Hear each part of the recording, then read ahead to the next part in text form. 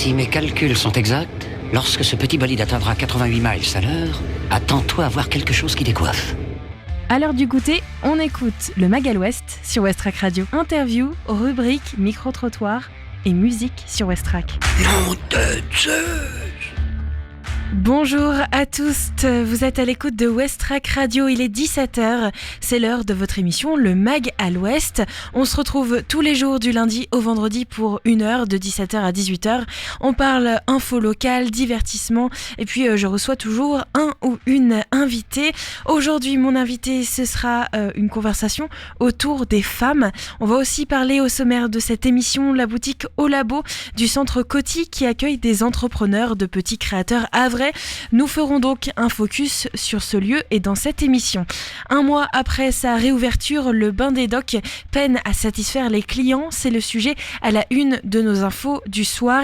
Et puis, l'illustratrice belge Kitty Crosswer sera samedi à Fécamp pour rencontrer les jeunes lecteurs de la bibliothèque. On va aussi en parler.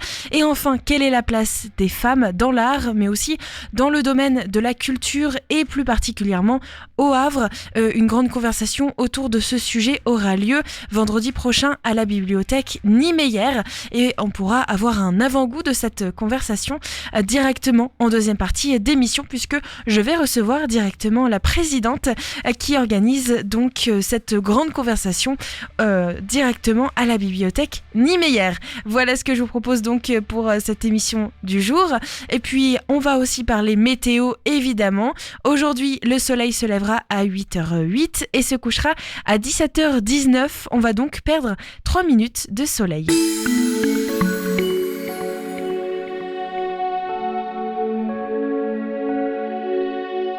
Pour cette fin d'après-midi, la pluie sera au rendez-vous. La température va atteindre les 13 degrés et la température ressentie sera de 10 degrés. Le vent devrait atteindre en moyenne les 51 km/h direction ouest-sud-ouest. En soirée, il faudra vous équiper en conséquence pour affronter la pluie. La température va retomber aux alentours de 12 degrés avec un ressenti plutôt frais de 9. Le vent devrait atteindre en moyenne les 40 km/h. Tournez direction ouest. Demain matin, de faibles averses ou des pluies faibles intermittentes sont attendues. Il fera entre 11 et 8 degrés. Le vent sera tourné vers l'ouest. Il sera plutôt faible entre 20 et 30 km/h. Demain après-midi, toujours des averses et toujours des pluies intermittentes. Il fera entre 12 et 11 degrés. Le vent sera cette fois-ci tourné vers l'ouest. Il soufflera un peu plus fort entre 20 et 40 km/h. Les nuages seront aussi attendu avec quand même quelques belles éclaircies en fin d'après-midi. Enfin, demain soir, il fera entre 11 et 9 degrés. Le vent sera à nouveau faible, tourné vers l'ouest, entre 10 et 20 km/h. Le ciel devrait être plutôt nuageux et un ciel voilé, voire couvert. Possibilité d'averses en soirée et pour la nuit, à nouveau un ciel nuageux avec de courtes éclaircies et le risque de quelques gouttes, le risque de pluie est de 40% pour demain dans la nuit. Le Bain des Docks a réouvert et pourtant le lieu enchaîne les problèmes techniques depuis sa réouverture. Mathieu nous en parle dans les infos locales.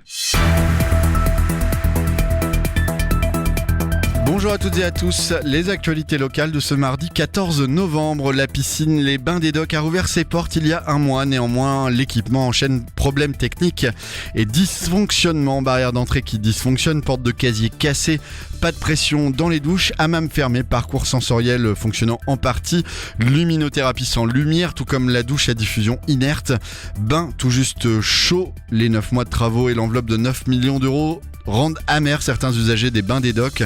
Ils attendaient beaucoup de la réouverture de l'équipement en octobre 2023, trop peut-être. Heureusement, côté grand bassin ludique, soins spa et activités fitness, les nageurs et les usagers sont moins intransigeants. L'équipement a comptabilisé 20 000 passages au mois d'octobre et ce malgré les problèmes d'accès dus à la Transat Jacques Vabre. Prestalis, à qui a été délégué la gestion de l'équipement, estime œuvrer pour que tout rentre dans l'ordre le plus rapidement possible. Au Havre, 3000 nouvelles places de stationnement payants seront progressivement créées, essentiellement en ville basse, près des commerces et des zones résidentielles. Et depuis le 13 novembre, ce sont 162 places rue des Briquetiers à l'entrée de ville qui sont ouvertes. Pour la prochaine extension du parc de stationnement payant, il faudra attendre le printemps avec 148 nouvelles places payantes secteur tiers et 670 secteurs pérés qui seront aménagés. Selon la ville, il s'agit de limiter la saturation du stationnement via des voitures ventouses près des zones résidentielles ou près d'une zone commerciale. Dans le cadre de la journée mondiale du diabète, le groupe hospitalier du Havre organise une soirée ouverte à toutes et tous sur le diabète de type 1 ce mardi 14 novembre à l'IFP Marie-Thiolan. Le diabète est une pathologie caractérisée par un excès de sucre dans le sang. Il existe deux mécanismes principaux, soit un dysfonctionnement de la production d'insuline par le pancréas, soit un dérèglement de l'utilisation du sucre par le corps. L'équipe de diabétologie du GHH propose d'en débattre ce soir entre 18h et 19h30 à l'Institut de formation paramédicale Marie-Thiolan, rue Foubert au Havre. L'entrée est gratuite mais les places sont limitées et nécessitent une inscription. L'équipe sera également présente à la galerie commerciale de la Lézarde à Montivilliers de 9h à 17h pour des dépistages gratuits. En septembre 2024, la 30e édition des rendez-vous audiovisuels d'Unifrance se déroulera en Normandie et non plus à Biarritz comme c'était le cas depuis 2007. 60 distributeurs français et quelques 200 acheteurs internationaux issus d'une cinquantaine de pays effectueront le déplacement au Havre pour ces rendez-vous prévus sur 3 journées. Bras armé du Centre national du cinéma et de l'image animée pour l'export, Unifrance ne sera pas en terre inconnue au Havre. C'est en effet dans la plus grande ville de Normandie qu'ont lieu chaque année depuis 2015 les rencontres nationales sur les séries et depuis juin 2023 les révélations, un nouvel événement qui met à l'honneur l'image et le cinéma avec l'ambition de faire découvrir ces métiers et les différentes étapes de la fabrication des films. Et enfin, est-ce que vous connaissez Usine, la fanzinothèque associative du Havre? Créée il y a 2 ans, ce lieu rassemble les amoureux des fanzines et de toute la culture qui y est associée aujourd'hui. Cette bibliothèque est constituée d'environ 2000 fanzines issus soit de dons de particuliers, soit de personnes qui créent eux-mêmes leurs fanzines afin de se faire connaître par un plus grand nombre. La fanzinothèque organise une tombola de Noël ce vendredi 15 décembre à 19h à la clé des fanzines, des posters, des sérigraphies ou encore des stickers. Les tickets sont en vente le mercredi pendant les permanences d'Usine à l'étage rue de Bougainville entre 17h30 et 19h. Merci Mathieu. Et puis en parlant de bibliothèque, à Fécamp samedi, les bibliothèques ludothèques de Fécamp et Lise Motet de la compagnie Arbouca proposent un croque-bouquin à la bibliothèque Saint-Exupéry. Ils recevront donc une illustratrice belge. Les enfants sont invités à découvrir le travail de l'illustratrice Kitty Crosswar autour d'une lecture de ses albums. Les origines anglaises, suédoises, hollandaises et belges de l'illustratrice donnent naissance à un univers singulier empreint à la fois de non-sens britannique, de mystère, de fantaisie et de gravité. Cette animation est gratuite pour les enfants de 6 à 8 ans sur réservation à la bibliothèque Saint-Exupéry, 5 rue Tégène Bouffard à Fécamp. Vous pouvez les contacter au 02 35 10 10 00 ou directement par mail à bibliothèque@ville-fécamp.fr pour réserver la place pour vos enfants. Voilà donc un élément à ajouter dans votre agenda. Et puis comme toujours dans le Mag à l'Ouest, je vous propose des idées sorties pour soit la soirée, soit pour la semaine. Et pour ce soir, je vous propose de découvrir une exposition, une projection et une rencontre à la Galerne. Des idées sorties pour cette semaine ou ce week-end pour te culturer sur Westrack Radio. Une exposition est organisée ce soir, Regard de femme, une exposition visible à la mairie place du Général de Gaulle jusqu'au 30 novembre tous les jours aux heures d'ouverture et tous les dimanches de 15h à 17h en présence des artistes Nadine Lebrun pour l'aquarelle, Delphine Legnel pour la sculpture. L'entrée est totalement gratuite. À Harfleur, une projection est organisée dans le cadre de Ferme en débat. Une soirée est organisée ce soir à la Petite Surface, 56 rue Paul Doumer à 17h30, visite de la ferme. À 19h30, projection du film Croquante de Céline Lopez et Isabelle Mandin. Et à 20h30, un débat, entrée totalement gratuite. Inscription obligatoire directement sur sivam-normand avec un s.org. Et enfin, je vous propose une rencontre à la Galerne, rencontre avec Léonore De Ricando qui vient présenter son dernier roman Le Grand Feu. C'est ce soir à 18h à la Galerne. C'est totalement gratuit, réservation en ligne sur le site de la Galerne. Allez vérifier, normalement il reste des places. Et c'est donc à partir de 18h, ça tombe bien, juste après votre Magal Ouest, puisque aujourd'hui nous sommes jusqu'à 18h ensemble sur West Track. Ce que je vous propose donc pour cette émission, c'est parler notamment des femmes, puisque je vais recevoir Isabelle Roy qui organise prochainement un événement autour des femmes, de leur place dans l'art, mais aussi autour de la culture et des métiers de culture, et pourquoi pas au Havre. On en parlera donc en deuxième partie d'émission. Avant cette grande conversation, je vous propose de découvrir, comme toujours, notre découverte Ferrarock. On va donc écouter Tonnerre et Biquet 3 qui vont donc nous présenter leur nouvel album. On va écouter plusieurs titres, on écoute ça tout de suite sur West Track. Et en deuxième partie, c'est donc notre interview autour des femmes. West Track et la Fédération des radios associatives Musiques Actuelles, la Ferrarock, vous partagent la découverte musicale du jour. It's a Bomb, c'est le nouvel album de Tonnerre et Biquet 3, sorti le 10 novembre 2023 chez Born Bad Records. La musique du Congolais Boni Biquet, il a fallu souvent la chercher dans le purgatoire des musiques du monde, lieu de tous les possibles, où les diamants bruts cohabitaient avec des cauchemars de production blanc-bec qui congelaient la rumba façon poisson pané. Et pourtant, Biquet a voulu en sortir de cette image, et c'est pourquoi il a fondé le trio Tonnerre, qui reprend le flambeau pour construire avec lui ce disque qui annonce la couleur fièrement It's a Bomb, pensé à la maison par Guillaume Gilles, qui s'occupe de la compo et des claviers. L'album a été fini au studio One Two Pass It avec Olivier Fiadero et Gaël Salomon au percu, Johan Dubo aux machines et à la basse et Guillaume Lozillon au programme synthé et émetteur de cette affaire. C'est un disque profondément musical, joué par une équipe érudite, mais qui n'a plus rien à voir, ça s'entend. Sans attitude, le disque flotte bien au-dessus de la mêlée.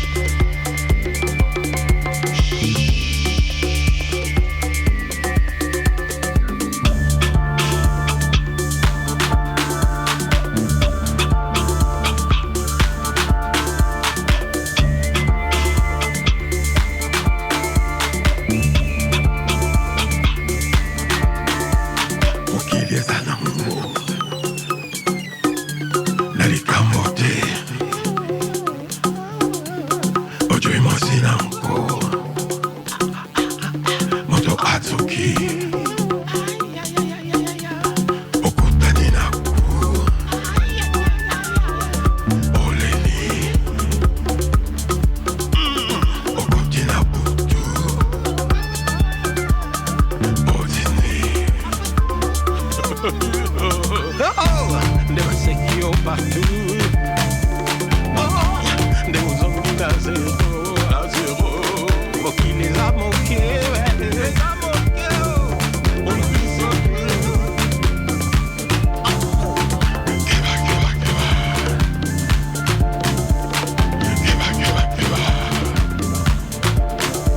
Bah oui, la vie, pas comme elle paguait, pas changer de lieu, pas comme elle passait.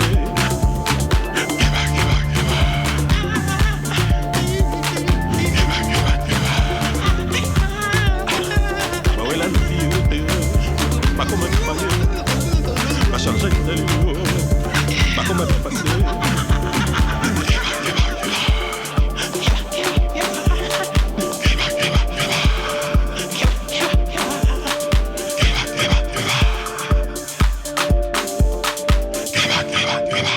On est prévenu.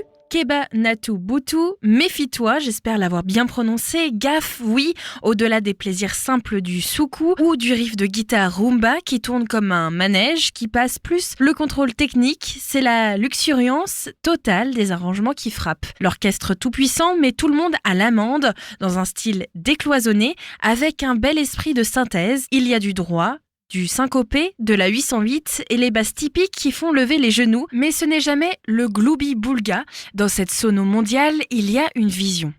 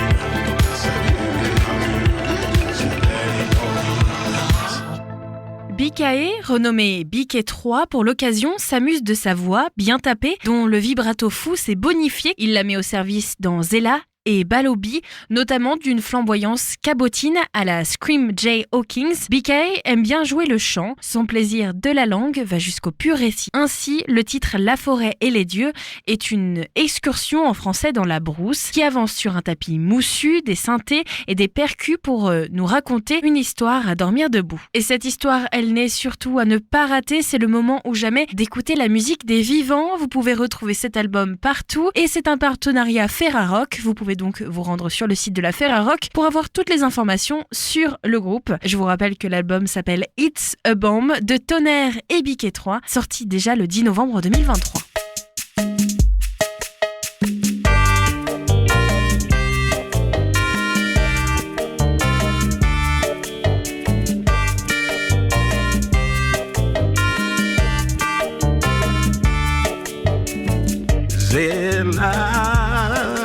Tangwe koma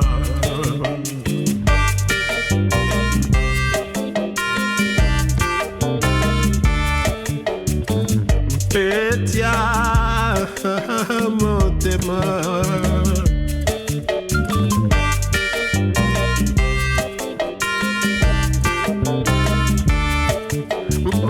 Boyanga nakopesa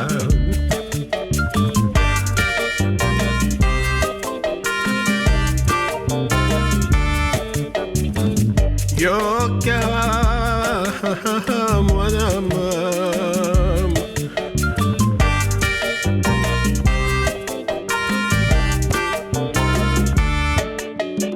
Ato bakolo bana yo mabenanga Ikabalo bana bango ponde batuli Ato bakolo bana yo Kabaloba na bango ponde batuli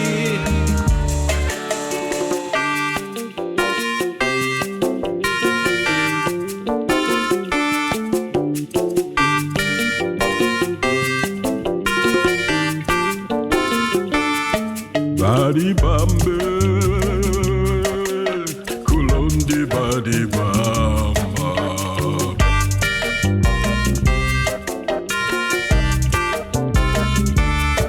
Nashabame kulondi badi bamba kulondi badi bamba kulondi badi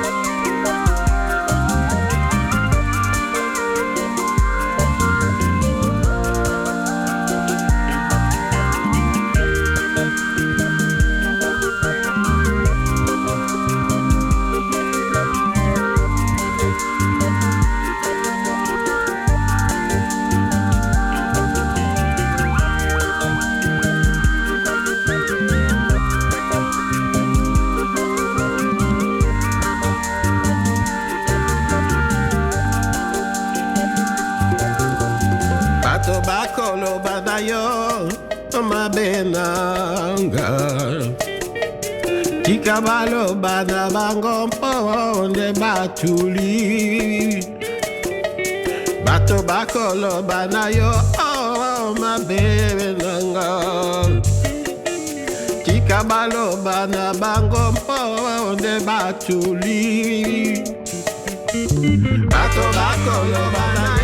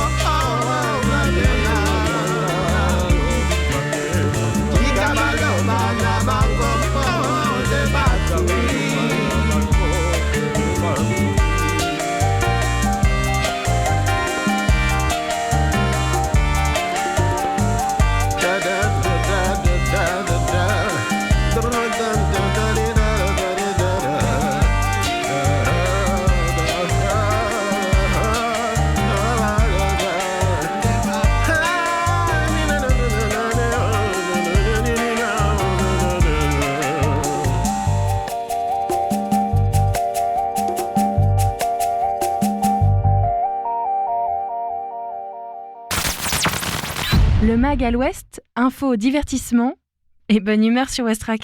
Ça, c'était le titre Zella de Tonnerre et Biquet 3. C'est notre découverte Ferrarock du jour qui nous a fait un petit peu voyager. Évidemment, vous pouvez retrouver toutes les informations sur le site de la ferrarock.org pour retrouver la biographie du groupe. On va parler du Havre et on va surtout parler de la boutique Au Labo qui se trouve au centre commercial Coty et qui propose un espace de vente pour créateurs, créatrices, artisans, entrepreneurs havrais et les jeunes entreprises. Et c'est Camille qui est partie là-bas à la rencontre donc de la responsable de la boutique Au Labo. Et puis juste après, je vous rappelle que notre sujet ce sera les femmes, puisqu'on va parler d'une grande conversation qui est organisée prochainement à la bibliothèque Niemeyer et on va donc parler des femmes, de leur place dans l'art, les femmes invisibles ou non. On en parlera donc dans quelques instants. Avant, place à une femme, c'est Camille qui nous parle de la boutique Au Labo sur Westrack.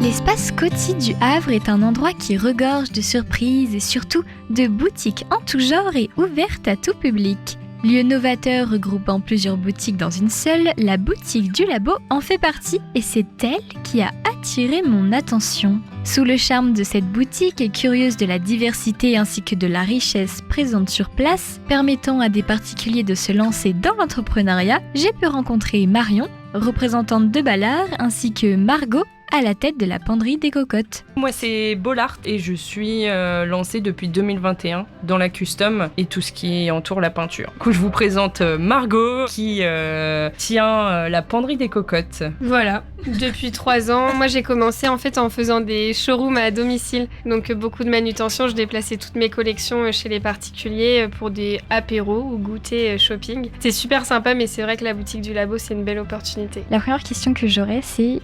Qu'est-ce que c'est cette boutique ? C'est quoi son concept ? Alors la boutique du Labo, c'est une boutique collaborative qui est à l'initiative de la mission locale. Donc c'est la première boutique collaborative ouverte par la mission locale de France. Donc c'est un concept unique qui a ouvert maintenant ses portes il y a 4 ans. L'idée c'est vraiment de se partager un espace autour de la création, de l'entrepreneuriat. Donc actuellement on est 7 dans cette boutique, à tous être entrepreneurs locaux du Havre du coup. Donc on est solidaires des ventes, on est solidaires des permanences, on est tous capables de vendre les produits des uns des autres et voilà, c'est un endroit vraiment sympa où on aime s'y retrouver. Vous, du coup, comment vous avez connu séparément cette boutique ? Moi, on est venu me contacter. C'était une personne qui était déjà dans cette boutique, qui a vu mon travail via les réseaux sociaux et qui m'a dit que ça pouvait être intéressant pour moi, pour mon développement d'entreprise, de me rapprocher de la mission locale et du coup de postuler pour arriver dans cette boutique dont maintenant je fais partie depuis 1 an officiellement en ce mois d'octobre. Moi, c'était en septembre l'année dernière. J'avais invité Laura, la créatrice de l'atelier numéro 23, à venir chez moi pour une porte ouverte afin de proposer à mes clientes un petit changement dans ce que je proposais parce que je propose uniquement des vêtements et des accessoires. Et en fait, elle m'a dit « mais je suis sûre que ça pourrait le faire, les vêtements, ça serait cool ». Donc, elle m'a donné le contact de Delphine Morleau-Robach que j'ai contacté et voilà, ça a matché. Pour toi, c'est plus...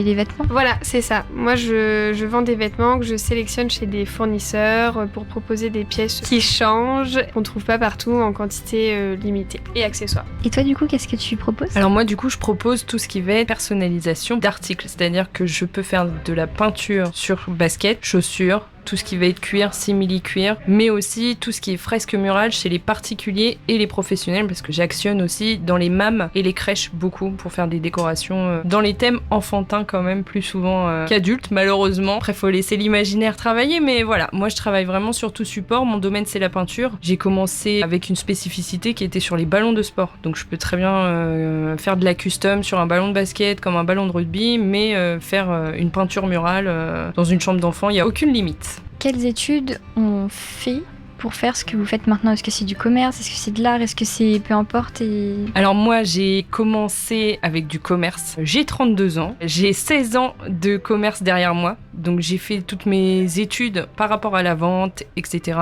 Tout ce qui était côté management. Et avec un licenciement économique que j'ai subi en 2021, je me suis lancée. J'ai repris le dessin. J'ai eu le droit à une formation de designer graphique avec mon licenciement économique, ce qui m'a permis d'approfondir mes connaissances aussi au niveau logiciel et travail sur tablette, sur ordinateur. Et maintenant, je suis pleinement autodidacte. C'est-à-dire que tout ce qui va être peinture murale, c'est venu tout seul. J'ai fait des recherches et je suis totalement autodidacte. Pour parler des 7 personnes qui collaborent dans cette boutique, je pense que vraiment la formation, c'est un peu l'école de la vie parce qu'on a tous des formations différentes. Donc moi, j'ai aussi, on va dire, formation commerce, on va dire technique et pratique parce que j'ai travaillé dans le commerce. Mais ici, dans cette boutique, il y a des gens qui n'ont jamais fait de vente de leur vie, mais qui malgré ça ont cette volonté de créer, d'entreprendre. Ça surpasse en fait les capacités de base pour pouvoir accéder à cette boutique. Ouais, ils se forment sur le terrain.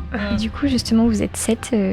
Est-ce que vous pouvez un peu me parler aussi des autres ? Qu'est-ce qu'elles font ? On a Alice qui est à la boutique depuis 1 an maintenant. Elle crée et vend des cookies, donc elle se lève aux aurores tous les matins pour nous proposer des cookies qui sont excellents. Donc c'est les gourmandises d'Alice, il y a plus de 15 cookies différents. Il y a aussi un brookie qui a fait sa grande arrivée ce mois-ci. On a Laura, la créatrice de l'atelier numéro 23, créatrice de bijoux, ça fait 3 ans qu'elle est lancée. Tous ces bijoux sont personnalisables en acier inoxydable. Personnalisable, ça veut dire que si on veut une chaîne plus courte, plus longue, des pierres d'une couleur différente, tout est possible. Tous les bijoux qu'elle crée sont également garantis de son atelier. On a Hermeline, fraîchement arrivée dans la boutique pour vendre des bracelets en cordon recyclé, qui sont recyclés à partir de 20% de matériaux recyclés. Ça peut être du plastique ou des fibres de vêtements. C'est des cordons qui sont produits en France. Elle veut vraiment prôner le Made in France. Elle y ajoute des petits accessoires en acier inoxydable toujours. Et en fait, son segment, c'est vraiment l'homme. Alors du coup, petite explication pourquoi. Ces bracelets, ils sont mixtes, mais nous, on les vend en tant que bracelets hommes parce qu'il y a un principe de non-concurrence dans la boutique. Comme Laura propose déjà des bijoux pour femmes, il n'y a pas à choisir entre les deux. Donc voilà, si quelqu'un, une femme, ça lui plaît, elle peut très bien l'acheter, mais sinon, il y a ce principe-là de non-concurrence. On a également Alexandre qui vient aussi d'intégrer la boutique. Elle est artisan macramé, donc elle fait des superbes suspensions murales, des porte-clés, des dessous de verre, tout ça en macramé. C'est vraiment un gros travail, elle y passe plusieurs heures et c'est super joli le rendu. Elle aime tout l'esprit bohème, donc elle travaille aussi avec de la décoration vintage, telle des assiettes qu'elle va chiner à différents endroits. On a également Lola de Pomme Boutique. Ça va faire à peu près 8 mois qu'elle est là. Lola, créatrice couturière. C'est sa maman qui lui a donné l'envie de coudre cette passion-là. Donc elles sont actuellement à 2 sur le projet, elles cousent à 2. Lola est la seule à être en boutique, du coup, avoir le contact physique avec le client. Vraiment, son petit accessoire que moi j'adore, c'est les petites lingettes lavables. On se démaquille avec, même du waterproof, tout part. Souvent, les gens en prennent une lingette, et ils testent et elles reviennent, elles en prennent 10. Mais elle fait vraiment tout ce qui est accessoires, puériculture, des petits doudous, des petits hochets. Elle fait également tout le côté alimentaire, des charlottes alimentaires et le côté femme, donc des... Je ne trouve plus mes mots pour lire les livres. Marque-page, marque-page lavable et incassable quand même, c'est incroyable. Il dure dans le temps, c'est exceptionnel. Ouais. Tu les laves, tu les repasses et tu t'en resserres jusqu'à la muerte. Voilà. Il y a ce côté quand même un peu écologique. C'est ça. Tous ces tissus sont en Ecotex, donc c'est respectueux de l'environnement et respectueux pour la santé, enfin pour la peau du moins. Justement, je trouve qu'il y a une démarche assez écolo, handmade, made in France. Est-ce que c'est important pour vous ? Oui, c'est important pour nous. On a environ entre 20 et 30 ans. On se rend compte de la planète, les changements climatiques, etc. Et on trouve, pour la suite, pour ce qu'on va léguer à nos enfants, pour ceux qui en ont déjà et ceux qui ont des projets d'en avoir. On trouve que c'est important, tout ce côté écologique. Donc moi, par exemple, qui fais de la custom, je récupère énormément de supports dont les gens ne se servent plus. Par exemple, des anciens sacs à main qu'ils ne trouvent plus au goût du jour. Moi, je leur propose de peindre dessus et ils les ressortent et ça évite de faire du shopping excessif alors que on a des belles pièces chez soi, il suffit juste de leur remettre un petit coup de boost et ça repart. Donc moi je trouve ça hyper important et je pense que tout le monde est dans la même démarche, que ça soit au niveau de la couture, des bijoux même. Notre collègue Laura répare des bijoux, ça évite d'en racheter, donc on est tous sur le même point de vue là-dessus. Moi, tout ce qui est vêtements, c'est pas forcément donc moi c'est pas moi qui les produis, c'est pas de la production locale. En revanche, j'essaye de prendre des vêtements qui sont le plus européens possible. Mais quand on veut respecter un rapport qualité-prix satisfaisant, évidemment, on peut pas prendre forcément que du made in France, sinon en termes de prix, on serait beaucoup plus élevé. Donc voilà, j'y travaille de jour en jour, essayer de trouver des producteurs, enfin des fournisseurs qui sont de plus en plus proches de moi.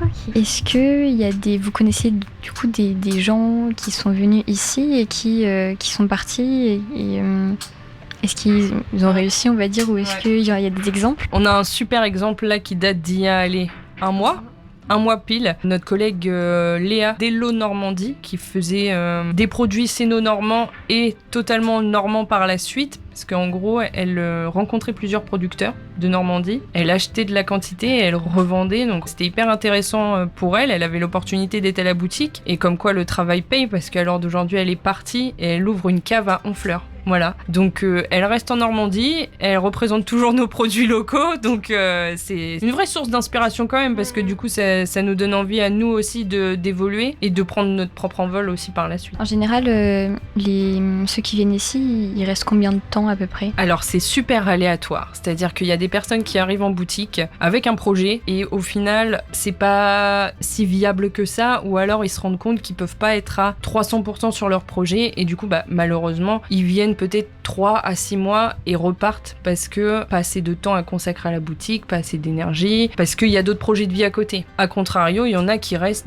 1 an, voire un petit peu plus d'1 an, parce que oui, il y a projet d'ouverture de boutique, il y a projet de... Et là, on est sur de l'accompagnement long terme, parce que même avec la mission locale, ils nous aident avec nos mécènes, etc., à avoir des clés pour ouvrir ces portes qui sont à côté, quoi. La volonté de cette boutique, c'est aussi d'accompagner le plus possible. En fait, un accompagnement sur 6 mois, 1 an, c'est limite pas assez en fait, le temps de se créer une clientèle, de la rendre fidèle. Il faut vraiment 1 an et demi, 2 ans pour que ça soit viable par la suite. Ça fait combien de temps que vous êtes ici? Moi, ça va faire 1 an d'ici 2 jours.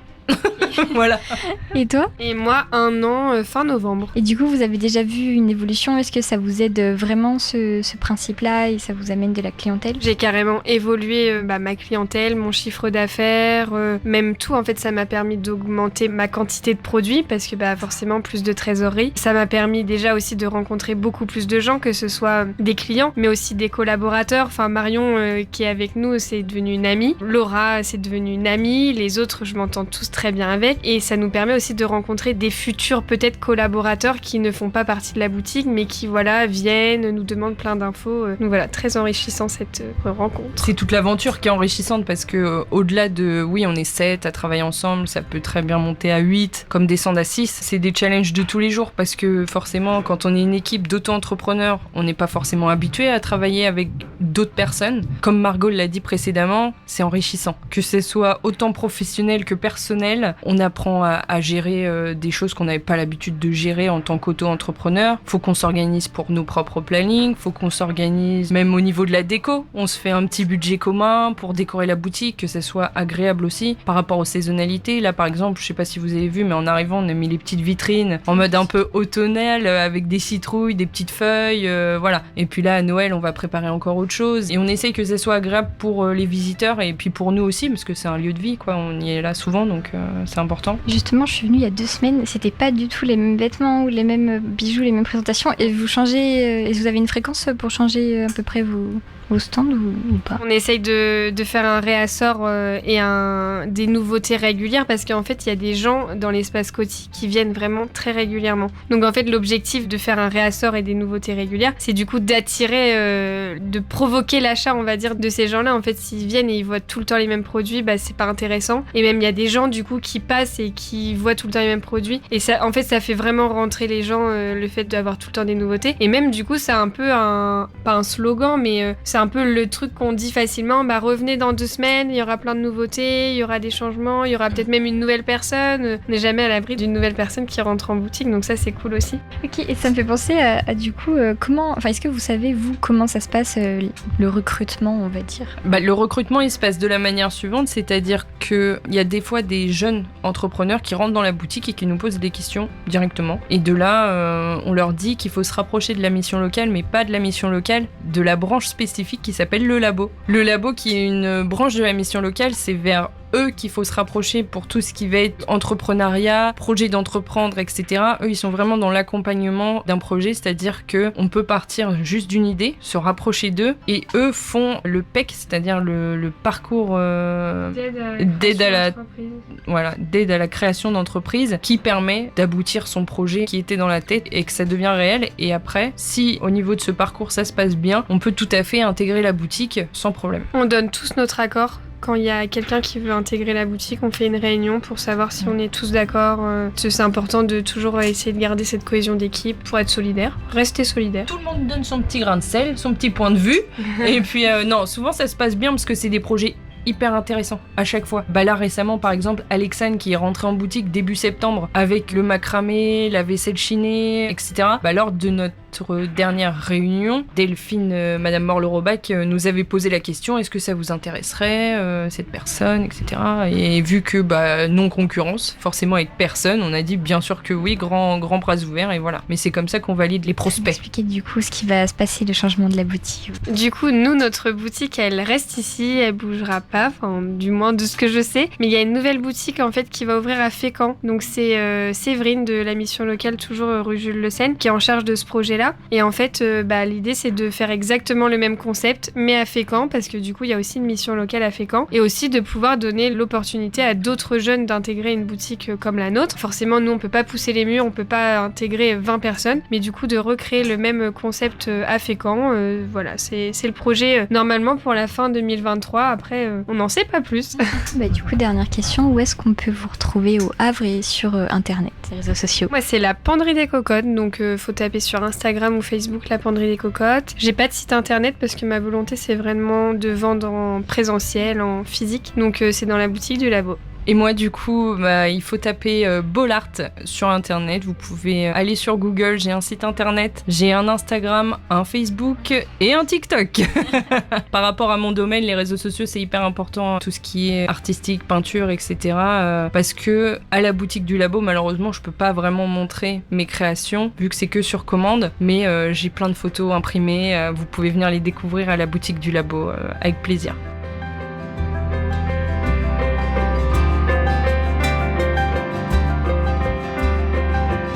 Merci à Marion et Margot, présentes sur place, et à toutes les personnes avec qui j'ai pu échanger. N'hésitez pas à passer les voir, que ce soit au 22 rue Casimir Perrier, à l'étage de l'espace Coty, ou sur leurs réseaux sociaux que vous pouvez retrouver dans la fiche podcast de notre site west-track.com.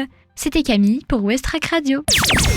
Le MAG à l'Ouest, info, divertissement et bonne humeur sur West Track. Vous êtes toujours sur West Track Radio dans le MAG à l'Ouest, il est 17h44 et pour cette deuxième partie d'émission, on va parler de la place des femmes, les femmes invisibles et surtout les femmes dans l'art ou même dans la vie culturelle. On va parler donc d'une grande conversation qui aura lieu prochainement au Havre et pour présenter cette grande conversation, je reçois aujourd'hui Isabelle Roy. Alors elle est bien connue sur les ondes de West Track pour sa participation à l'émission Viva Culture, mais aujourd'hui c'est plutôt pour son rôle de présidente de la Maison de la Culture du Havre qu'elle vient nous rejoindre sur West Track. Bonjour Isabelle. Bonjour Lucie. Aujourd'hui, donc, on va parler de cette grande conversation organisée le 24 novembre à 18h30 à la bibliothèque Oscar Niemeyer. Et cette grande conversation, elle va donc concerner les femmes et leur place, comme je le disais, dans l'art, dans la culture, et donc des temps forts aussi, avec des femmes, aussi un homme. Qu'est-ce qu'on va retrouver pendant cette grande conversation ? En fait, ça va être une rencontre qui va porter sur la représentation des femmes dans la peinture. Tout d'abord, avec Ludivine Gaillard, qui est une conférencière historienne de l'art, qui a d'ailleurs écrit un ouvrage tout à fait joli et intéressant qui s'intitule « Imparfaite, représenter la femme entre guillemets bien sûr, parce que tout le monde sait que la femme n'existe pas, il existe des femmes, je pense que tout le monde est d'accord, dans l'art occidental, entre fantasme et domination masculine. » Donc Ludivine Gaillard va étudier quelques tableaux pour nous montrer comment les femmes sont effectivement peintes, comment elles sont exposées au regard des hommes, alors surtout au 19e siècle, puisqu'elle nous explique très bien que la peinture était pratiquée par des hommes pour des regardeurs hommes. Et d'ailleurs, nous avons mis en place toute une série d'émissions et d'entretiens avec nos intervenantes qui nous permettent de préparer cette grande conversation et de comprendre mieux leur travail. Par exemple, Karine Chichereau, après Ludivine Gaillard, va elle nous présenter des femmes peintres qu'elle a trouvées, qu'elle a cherchées. Elle a fait un inventaire tout à fait extraordinaire et très riche et qui fait plaisir parce que les femmes peintres existent, bien sûr. Sauf que on ne leur a pas donné la visibilité, on les a cachées, méprisées, ignorées, rejetées, etc.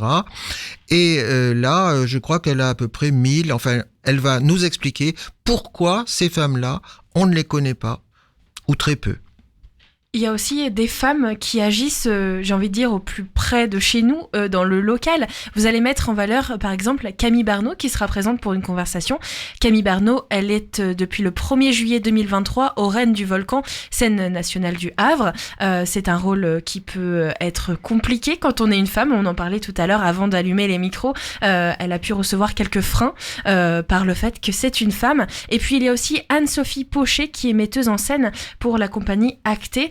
Pourquoi est-ce que vous avez choisi 2 femmes qui vivent au Havre et qui exercent au Havre plutôt que d'aller chercher des femmes à Paris ou dans d'autres Mais parce villes? qu'on était trop contentes. Je dis contente parce que nous avons été trois femmes en particulier à préparer cette grande conversation. Catherine Desormières avec moi et Catherine Emery-Bernet.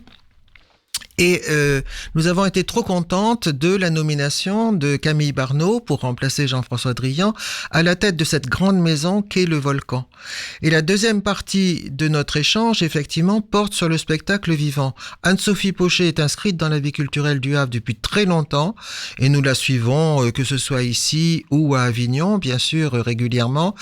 Et elle a cofondé une association qui s'appelle HF Égalité Normandie et elle va nous apporter une plaquette nous donnant des chiffres parce que en fait on ne se rend pas toujours compte de l'acuité du problème et de la difficulté qu'ont les femmes pour percer ce fameux plafond de verre qui existe encore, hélas, malgré la reconnaissance de beaucoup de talents.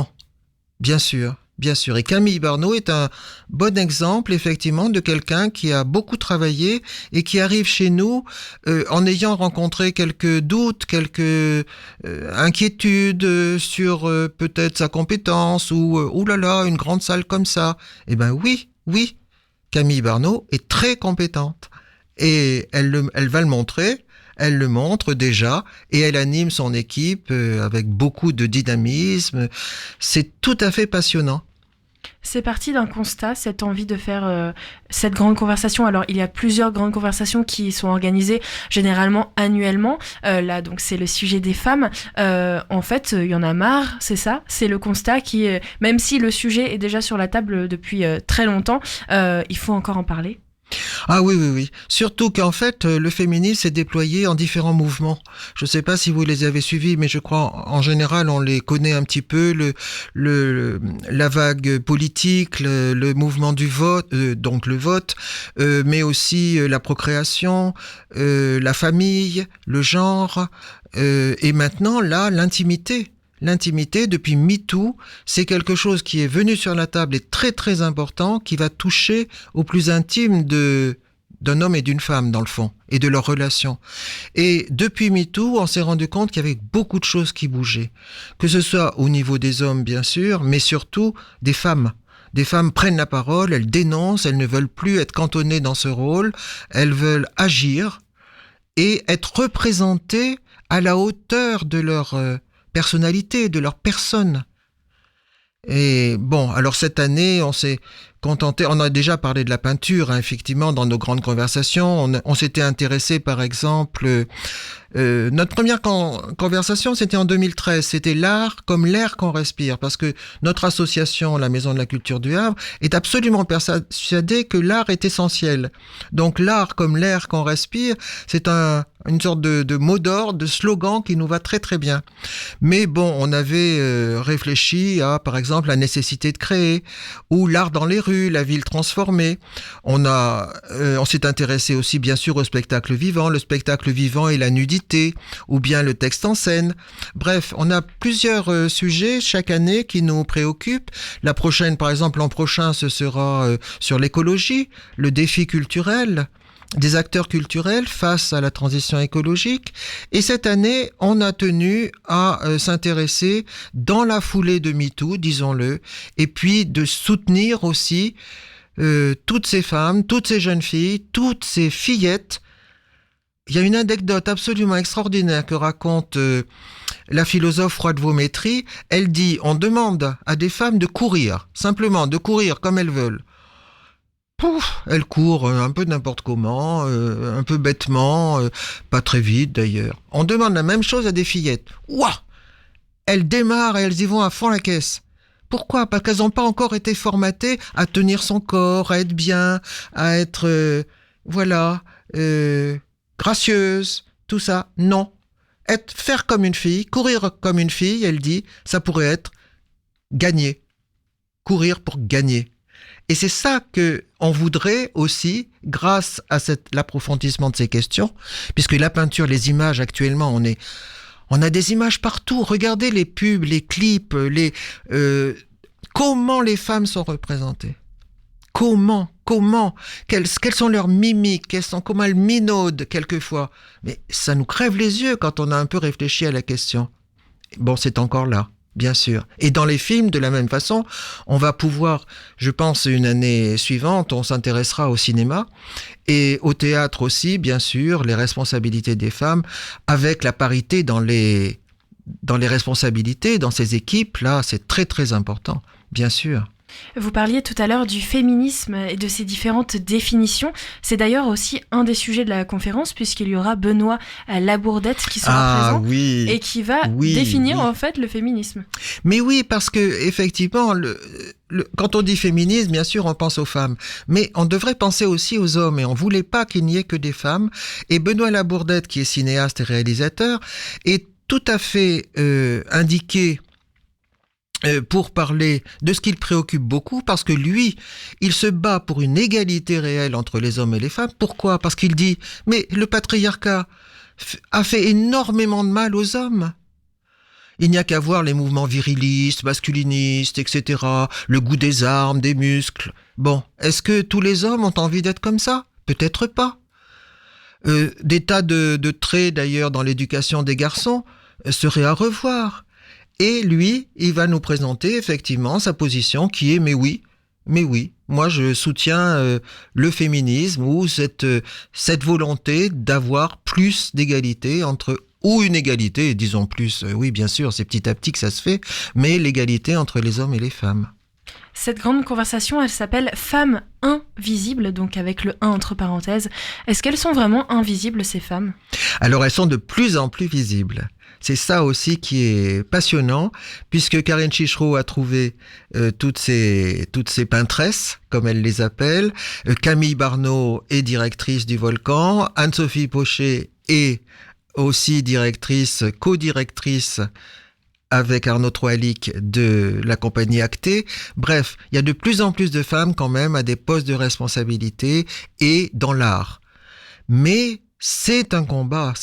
Daniel Gutmann, d'ailleurs, dont je recommande d'écouter l'entretien dimanche dernier dans Viva Culture, le dit très très bien. Elle dit, il faut toujours dans l'éducation des filles leur donner la confiance. Parce que souvent, c'est ce qui manque. Les femmes sont de plus en plus visibles, mais il faut les soutenir et les aider pour être vues et faire tout ce qu'il faut pour être vues. Parce que le chemin est quand même encore difficile. Cette conversation, elle se fait avec du public, évidemment. Donc il y a un système un peu de débat. C'est quoi le but en fait ? Qu'est-ce que vous espérez mettre dans l'idée des personnes qui vont venir, des femmes, des hommes, peut-être même des plus jeunes ?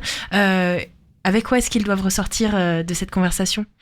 Oui, alors effectivement, vous avez raison d'insister sur le fait que c'est comme une conversation, enfin pas tout à fait, mais c'est pas une conférence. Donc on aimerait un échange avec le public. Et alors qu'est-ce qu'on espère ? On espère, c'est-à-dire on a souvent des intuitions quand on va au cinéma, quand on va au théâtre, quand on rencontre des amis et des amieux. Et là, on aimerait approfondir les sujets. Bon, qu'est-ce qu'il en est exactement ? Regardons les tableaux. Comment sont-ils faits ? Comment sont représentées les femmes ? Regardons les auteurs, les autrices, les peintres, les femmes peintres. Combien y en a-t-il ? Comment sont-elles exposées ? Reçoivent-elles des commandes publiques ? Vous voyez, que l'on sache vraiment. On adore ça, approfondir les sujets. Par exemple, quand on a travaillé sur quel bien commun est la culture ou l'invention des tiers-lieux ou les nouvelles censures, on a toujours cherché à inviter des gens qui savent, parce que des spécialistes qui ont étudié, qui ont travaillé la question. Et c'est ça qui est intéressant, plus qu'une vague opinion, ou plus qu'une affirmation comme ça, vite lancée sur un réseau social. C'est l'approfondissement qui va nous donner une connaissance, un savoir. On repartira avec ce bagage-là. Et je crois qu'on pourra plus regarder. J'espère, je suis optimiste, qu'on pourra peut-être plus regarder un film, une pièce, un programme, un tableau, un clip de la même façon. Peut-être que notre regard sera modifié. Par exemple, dans son livre Imparfaite, Ludivine Gaillard, elle nous fait voir des choses que nous ne voyions pas, enfin je dis à l'imparfait, que nous ne devinions pas. Elle met en exergue, elle met en évidence des choses qui nous paraissaient à peu près normales, quoi. Voilà. Ça me fait penser à une théorie autour du cinéma, peut-être que vous la connaissez. C'est parti d'une blague, en fait, je crois que c'était une étudiante cinéaste, alors je ne vais plus avoir le nom exact de cette théorie. Il faut que dans un film, il y ait au moins 2 femmes qui soient nommées avec un prénom et un nom de famille dans les personnages, et qu'elles aient une conversation, au moins une, qui ne concerne pas un homme. Et c'est très intéressant. Et vous disiez tout à l'heure, il faut que les regards changent. Depuis que je connais cette théorie, je ne peux pas regarder un film sans me poser la question, est-ce que ça rentre ou non dans ce test ? Et donc, eh bien, on doit se poser la question, est-ce que ce sont 2 femmes nommées ? Et est-ce que elles ont une conversation qui ne concerne pas un homme dans l'histoire, mais voilà. Sans que ce soit romantique, ça peut être juste pour faire avancer l'histoire. Il y a énormément de films, et notamment des films populaires, je crois que Le Seigneur des Anneaux ou autres, sans vouloir les citer, ne passe pas ce test. Je sais pas, est-ce que vous connaissiez Oui, j'en ai entendu parler, effectivement, mais vous avez raison, c'est intéressant.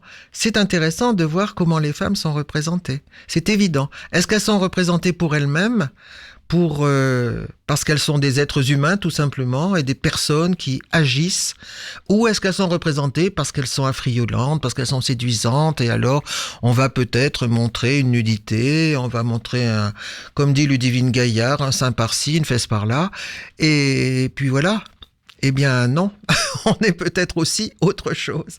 D'ailleurs, Ludivine Gaillard présente des œuvres qui sont très connues. D'ailleurs, on peut, en fait, en feuilletant le livre, on reconnaît des œuvres qu'on connaît, qu'on a déjà vues, qui nous amènent à regarder différemment la scène qui est représentée ou même la femme.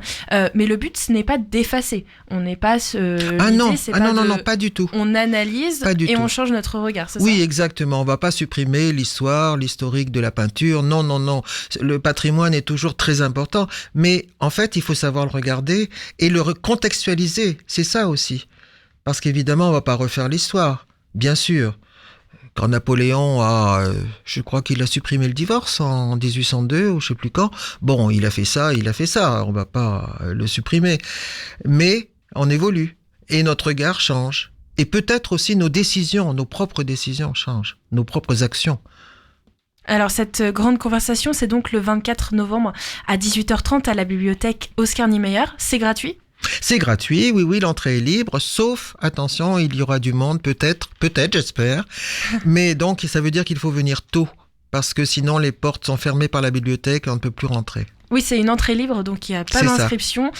Premier venu, premier servi. Exactement. Et il y aura sûrement beaucoup de monde pour cette conversation. Voilà. Et je conseille d'écouter les émissions en préparation de cette rencontre. sur Westrack Radio, Bien sûr. Vous êtes ici à la maison, Viva Culture, donc diffusée tous les dimanches.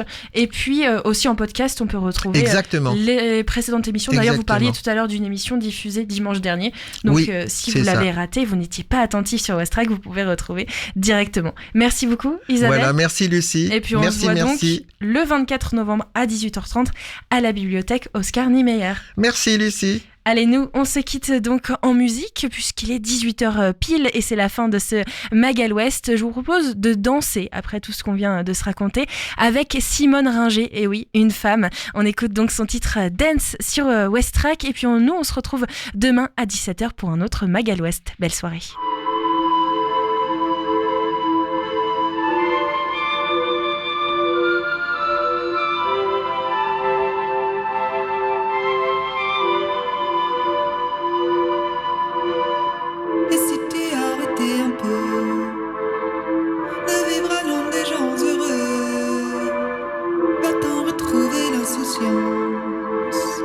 La fièvre de ton adolescence. Et si tu arrêtais un peu de vivre à l'ombre des gens heureux, ce qu'ils disent n'a pas d'importance. Ta vie, t'en fais ce que t'en veux. Oh fuck off and let's dance.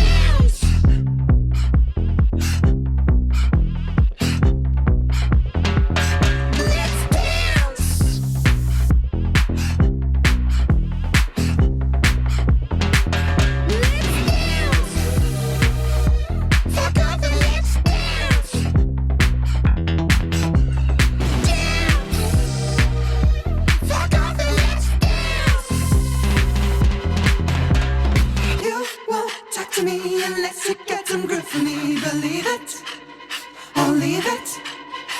You won't talk to me unless you get some grip